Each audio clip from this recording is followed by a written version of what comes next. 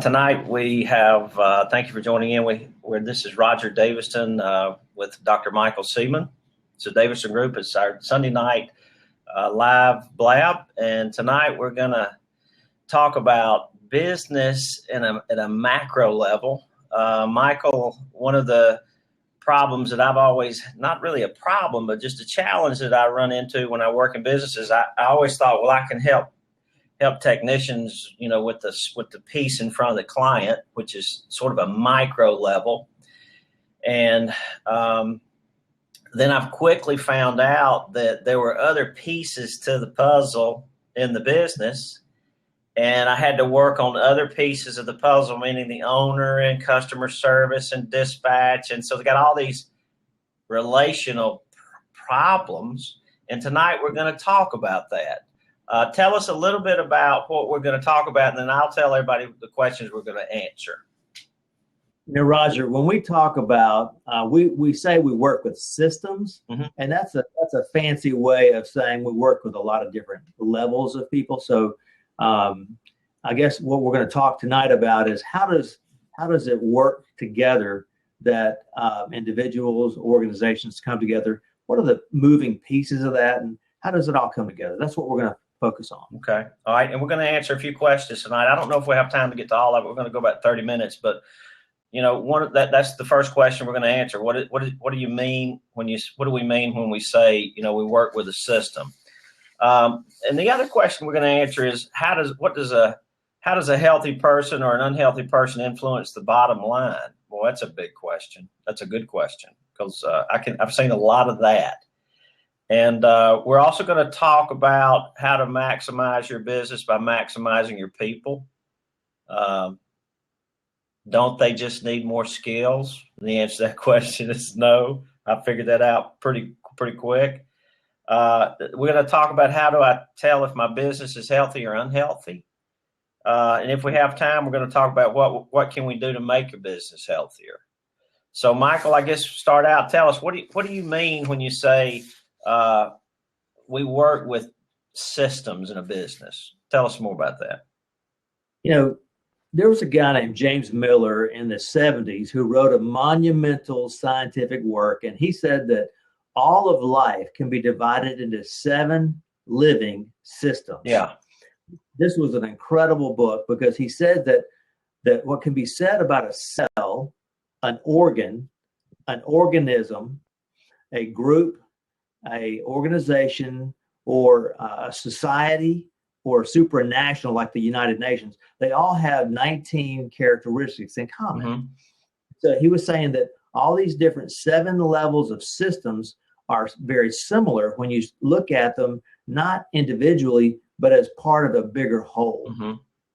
And so what we're doing when we say we work with systems, we're really saying that what we're doing is we're working with individuals, we're working with departments, we're working with organizations, we're working with owners, technicians, we're working with various parts of an organization as part of the system, as part of the bigger system, so that it all fits together like a puzzle piece. Mm-hmm. And so if you think about it, all those individuals are part of the bigger system. And as a result, they bring a level of unity or disunity to the organization. And if half of the organization, half of the people are thinking one direction, and the other half of the organization is thinking in totally different ways, then you're going to have a conflict of culture in that organization. And it goes back to the question that we've always talked about, and that is, how do people retain their thoughts, themselves, and be connected to the organization at the same time? Mm-hmm. And so the whole idea here is that departments can function in themselves in a direction, in an organization, and be working against the broader whole of the organization. And if people who are in the organization can't see that, then they need folks to be able to come in and reflect on what's going on here that's got this kind of sideways. Mm-hmm. So we talk about the system at an individual level, a departmental level, the whole organizational level. And you could also talk about it in terms of the industry level. What's going on in an industry that's impacting the organization? You make some good points, because I see this a lot, and the bigger bigger the organization, the more I see silos.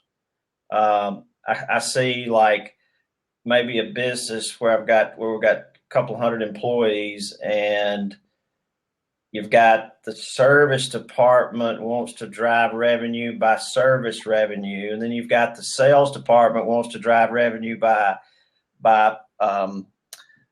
doing new systems and selling, and the service department is the one that generates the leads. So I get these weird looks like, well, why do we want to do that? Because we don't get, we'd rather do the $1,200 fix instead of handing the baton to get the $13,000 order. But the company's better off with 13. The customer's better off with 13, but the service department, I get these weird looks like, well, is that not a good thing? And really, it isn't sometimes for them from their perspective. And we have competing factions in the same business, and it's almost like you got a football team who's working against itself. That's right. And so those departments have got to have they have a culture in and of themselves. And when they're working against the broader organizational goals, then they're probably functioning in efficiency at about 30, maybe 40% organizationally. And their department, people get very territorial. Their department gets to be their focus rather than the broader mission or goal of the organization. Okay. I want you to talk to me a little more. Let's let the audience know about pathogens, pathology, and relate the organism to the organism of the culture, because there's a lot of pathogens in a culture that kills the business. That's right. When we think about a pathogen in terms of a cell, let's start at the basic level of a system as a cell. And a pathogen is a virus or a bacteria, and it invades the cell. And what happens is, it's an interesting concept here. And that is, I haven't thought of this in quite a while, but I'll throw this out there. Does a pathogen have the power in and of itself to invade a healthy cell? I have no idea. What do you? I have no idea. Okay. I would say no. I'm not a pathologist, but I would say no. Not either. But I would. That's exactly now. The key is this. A virus or bacteria does not have the power in and of itself to invade a healthy cell. Okay. So what allows that virus or bacteria in is a weak immune system. Yes. And so in an organization, what happens is we need to be able to think about what is it on that outer boundary of the organization that's weak, that allows that pathogen in, that debilitates the company. I have one of the answers, but go ahead. Well, give us the answer here, Roger. Tell us. We need all the help we can get. Well, I think you said it. I think that we have to figure out what the boundary is that allows this. I think it goes right back to the boundary. There are things that are allowed in the culture relationally that shouldn't be allowed. And when it's allowed, that allows the pathogen to come in the culture that undermines unity. But what happens if the business doesn't even know what those pathogens are that are invading? They might even think, hey, you know what? This is a good thought process, and we're just going to embrace it, when it's actually the very bacteria or pathogen that's going to destroy the organization from inside out. Well, I think sometimes it's thought processes, and those are the hard ones to see. A way of thinking that's destructive to the culture. But the other pathogens, they don't know what they are, but when you show it to them, they go, yeah, but they don't know how to stop it because they're afraid. Well, my hope is that we can talk about a huge one tonight, but I would say that the value of what we do is that we show people what those pathogens are when they haven't thought of them. And I like to say that sometimes our headlights shine a little bit farther down the road, so that if we can slow down and our headlights shine far enough down the road, we can be able to negotiate those curves in the road without ending up in the ditch or the woods. Mm-hmm. And so there are a couple of characteristics that a pathogen always displays. One is it never learns from its mistakes. And a second is it never tells itself no. Mm-hmm. Another way to say that, it's completely unregulated. Mm-hmm. And so when you think about cancer is a pathogen, cancer never tells itself no, Mm-hmm. and it never learns from its mistakes. It will absolutely destroy the cell, the organ, the individual, the organism, Mm-hmm. and has a huge impact on the family, obviously, when that family loses a family member. Mm-hmm. And so what's really important to understand about pathogens is they never learn from their mistakes, and they never tell themselves no. Mm-hmm.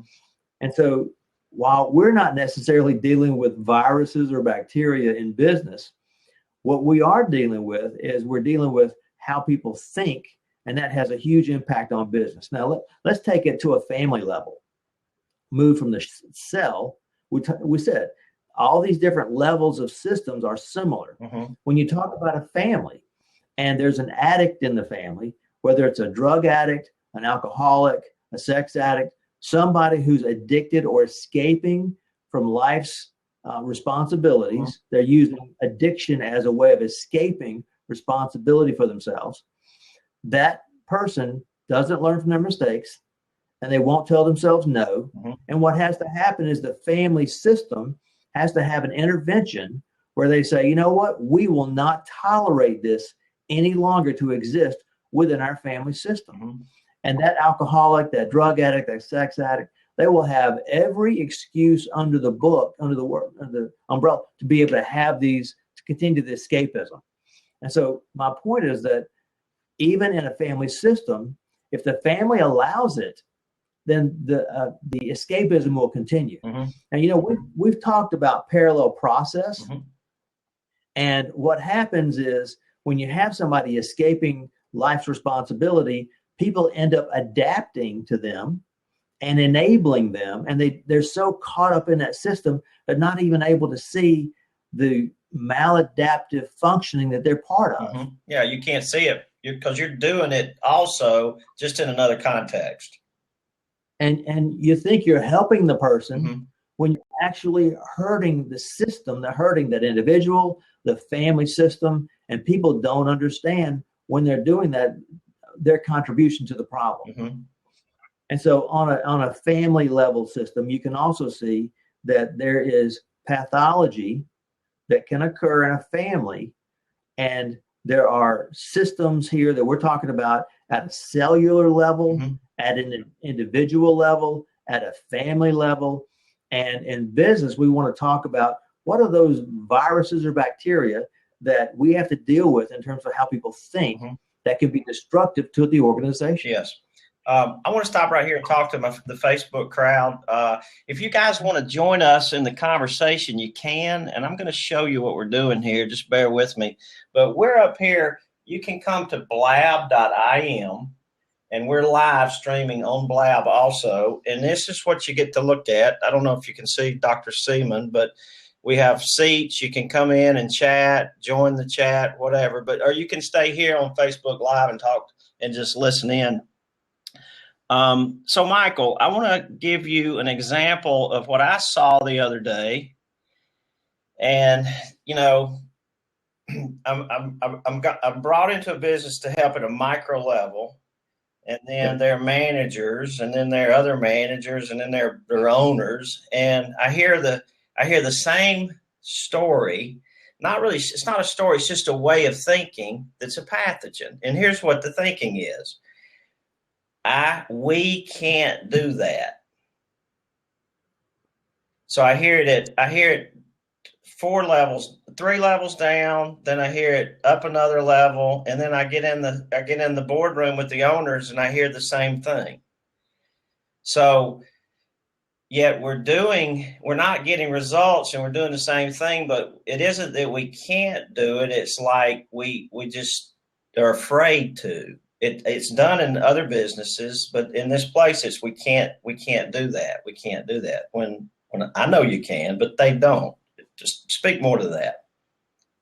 Roger, it's in the organization. It's a mindset that people bring to the organization that they end up stuck in, and they've done something for so long in one particular way that they can't see. They have to have a vision of something before they can actually do something. That's correct. And so what has to happen is if the owner, or if we can cast a vision so they can see the possibility in their organization, then they can begin taking baby steps in that direction. But it's all together how they think. Correct. That's exactly what we talked about. Here's the example that I like to use. If you'll read the book Good to Great, Jim Collins wrote, Walgreens was just a sleepy little drugstore for 3 generations, and something changed about the mid 70s.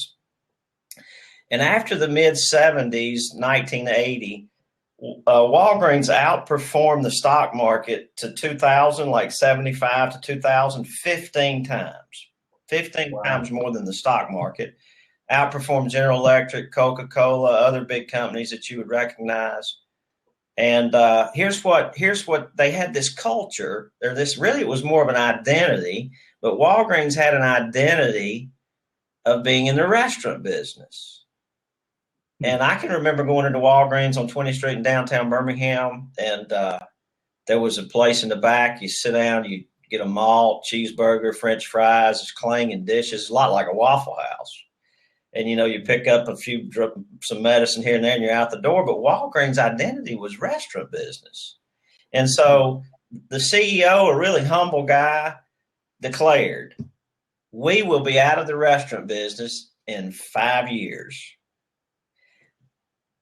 People didn't say we can't. Well, they might have said we can't do that. But, this probably was the thought process is we can't do that. How are we going to do that? We're in the restaurant business. How are we going to do that? How are we going to? He said 5 years. Now, that's what you just said. We're going to make little changes. Little changes. Baby steps. So really, the thing is you have to figure out what it is that you want and focus on that and think on that, and don't worry about the how. It'll come to you. That's right. Looking at where you want to go. Now, here's what was funny about that story. Like 5 or 6 months later, they're in the boardroom with all the VPs, and somebody said, yeah, we got to be out of the restaurant business in 5 years. And the CEO said, wrong, 4.5. He had it on task there. Yeah, but here's another thing I think that he thought right. He didn't get in there and tell them how. Okay. He just set the standard. We're going to be out of the restaurant business in 5 years. You figure it out. Yeah. And they weren't allowed to say we can't do that. But parallel process. Manager says we can't. Owner says we can't. Where does it come from? It is about fear. It's about being stuck. Mm-hmm. And I think it has to do with the whole concept of how they receive their entire identity. Mm-hmm. And so, Roger, what we're going to talk about tonight, just a few minutes here, is the idea of what's fair. And so I think that one of the biggest pathogens in all of life is so close to us that we don't even acknowledge it. We don't even see it. And when we talk about it tonight, people are going to hear us talk about that, and they're going to say, well, that's crazy, because that's the way the whole world operates. Yes. Is based on what's fair. Uh-huh. Now, the issue is this. Let's step back from examples, and let's just ask a very simple question. Is life fair? I would say no. I would say no, too. I think anybody who's lived any length of time would acknowledge that life is not fair. Mm-hmm. But what happens is we all try to organize life based on what we individually think is fair. Mm-hmm. Now, we can get so sophisticated that we even change the words around a little bit. We'll use the word, well, it's not fair, it's right, or it's reasonable. Mm-hmm. And so my point is that when people receive employment, and if a person were to ask a new hire, what do you owe this company? most people out of an emotional stance would give that questioner a laundry list of all kinds of things that they feel like they owe the company because they feel so indebted or obligated to the company that they will give this laundry list. The idea is this: fairness is nothing more than what you feel like you owe someone and what you feel like you deserve back from them. Mm-hmm. And so when a person begins a relationship, whether it's a relationship with a partner in marriage, it's a relationship with children and parents, Mm-hmm. parents and children, Mm-hmm. it's a relationship with an employer, employee, Mm-hmm. almost across the board, if you ask the question, what do you feel like you owe another person? They're going to give you a list of things that they feel like they owe that other person because their approach at having a relationship is based on what they think is fair. Mm-hmm. And so what I would suggest is this, that we deceive ourselves because we've already acknowledged life across the board is not fair. And so an employer's idea of what's fair and an employee's idea of what's fair is going to be different because they're different in nature. But the system is operating the same way. But they have different ideas about what's fair. Now, what happens over time is really simple. And that is that employee is working really hard to satisfy the obligations, the indebtedness that he feels toward the company. And when you're already obligated, how can you bring up deficits or struggles that the company's having? How can you say something to the boss or to the supervisor when you already feel so indebted to the company for hiring you? Usually you can't. And so Okay. that's right. So what do? You just put your nose to the grindstone and you work harder. So you just guess the boss because you feel like you owe him, and it's unfair to say no to the boss. How can you say no to the boss when he's giving you the job? So after years of just yesing the boss when you should have said no, now you built up resentment? That's actually what happens. The next level after the issue is this: when you receive from that employer the job, yes, and you feel obligated, that obligation results in resentment because you start saying to yourself, you know what? Look how hard I'm working. And what we do is we compare how hard I'm working with how easy everybody else has it. Mm-hmm. And I end up on the short end of the stick thinking this isn't fair because I'm working till 5:30, 6 o'clock. Everybody else is going home at 4:30. Mm-hmm. And so this isn't right. It's not reasonable. It's not fair. But it's the person who's the most conscientious, who's working the latest, who's usually having the greatest resentment because they feel such a sense of obligation and duty to the company. Mm-hmm. And the result is this is actually where a sense of entitlement begins to develop. And they feel like, hey, this isn't fair. I deserve more. I deserve a better salary. I deserve a raise. I deserve a bigger bonus. I deserve all these things from the company when actually the company doesn't have anything to do with their sense of obligation or the resentment that results and the sense of entitlement that they develop because the company has simply hired them and they're doing all this, the sense of obligation, resentment, and entitlement, which really leaves them empty inside. It leaves them so empty inside. Mm-hmm. And what I like to show folks is that this is not about the company. This is actually why most people leave a company because they say, you know what? I haven't been treated right. I haven't been treated fairly. I'm out of here because I'm going to go somewhere else that'll appreciate me, that'll value me. Mm-hmm. And the point is that the company hired that person to do a job. They've been doing the job, but it's how they receive from the company that makes all the difference. And it's a rare situation where if a person were asked, what do you owe this company?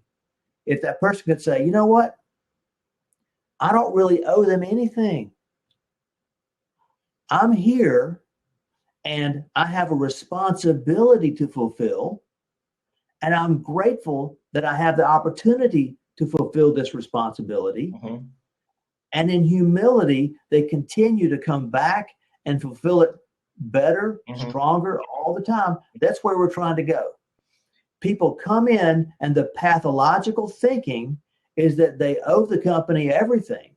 Look at all that the company's done. They've given me this job. I owe them everything. And so that results in the sense of resentment and entitlement that leads to leaving the company. And what we're trying to talk about is how to eliminate that pathological thinking, which is really based on fairness. It's self-deception, and move to a completely different way of interacting with the company, and not just with the company, with coworkers, with other departments, so that there's a completely different way, a healthier way of interacting within the organization. I want to get to a couple of more of these pathogens because we're just about out of time. Okay. And it's rampant in company culture. And when I point it out, people notice it. But I want you to speak to sarcasm. I want you to tell the audience what it is, where it comes from, and what it does to relationships. Sarcasm is really a covert way of expressing anger. And it's a way of shaming other people, pushing them away, creating distance in an indirect kind of fashion. And it uses shame to say, they're expressing themselves. A person who's using sarcasm uses sarcasm against other, pushes people away, and is trying to really establish a standard and keep the homeostasis or the stability in place. If somebody says, I think we can try to do this, and somebody uses sarcasm, you think that all the time. Yeah. They're trying to hold that person back from trying something new, maintain the stability of something that's probably not working. Tell us, how have you seen sarcasm work itself out in business? Very slowly. But what I try to do is create a safe environment in groups for people to grow personally. Because, as you know, we feel like that the way to grow a business is to grow people. And the only way people grow, or one of the ways I think people grow, is they're able to come into a group setting and be transparent. And get help from the others in the group. And if there's a culture of sarcasm, nobody grows. It reinforces fear. Yeah. So we talk about what sarcasm is, and we confront sarcasm. I say we, if the leader embraces it. Yeah. And so those leaders that embrace, this is a no sarcasm zone. Doesn't mean you fire people when they're sarcastic. That's not what I'm saying. But what you do is you confront it. And the way that I've taught people to confront it, I think you taught me to confront it this way, was just simply ask them, are you being sarcastic? Yeah. And if they say yes, I say, well, we don't allow that. What are you trying to say? What do you really mean here? What are you really trying to communicate? Be more direct. Yes, be more direct. And look, we're all guilty of it. Sure. I mean, I'm guilty of it in my marriage, to mild, but there's something going on there with me. I'm frustrated about something. It's poisoned with a little anger, and I've got to regulate me. That's right. And so, we're all human, but sarcasm is a pathogen in the culture. It's a pathogen in our thinking that comes out of our, there's a scripture that says it's not what goes into a man that defiles him, it's what comes out of a man that defiles him. So I think the idea here is we have to be aware of those pathogens. Our thinking can be destructive, not just to our children, our marriages, but the organizations we work in, but most of all, ourselves. Yeah. I can think of one gentleman who we work with, and he's a manager of service technicians. And he started out as a technician. And when we first started, he was probably the worst sarcastic guy in the bunch. And we started teaching this, and the owner embraced it. And Slowly, this gentleman began to change, but slowly was over a period of year. Mm, I mean, you got to help people grow different rates, but he's a different person now, and his income's different too. It's a lot higher. Yeah. And so is this company's grown 55% in 2 years. And part of the growth is we got the Sarcasm out. Everybody's working together as a team. And this economy's not that great, but this business has grown 55% in 2 years. And it's because we've been able to create unity of purpose. We've gotten not all the pathogens out of the business, but the thinking's changing slowly. It's all about their thinking. It's all about how people think. Yeah. Michael, guess what? We're out of time. I wanted to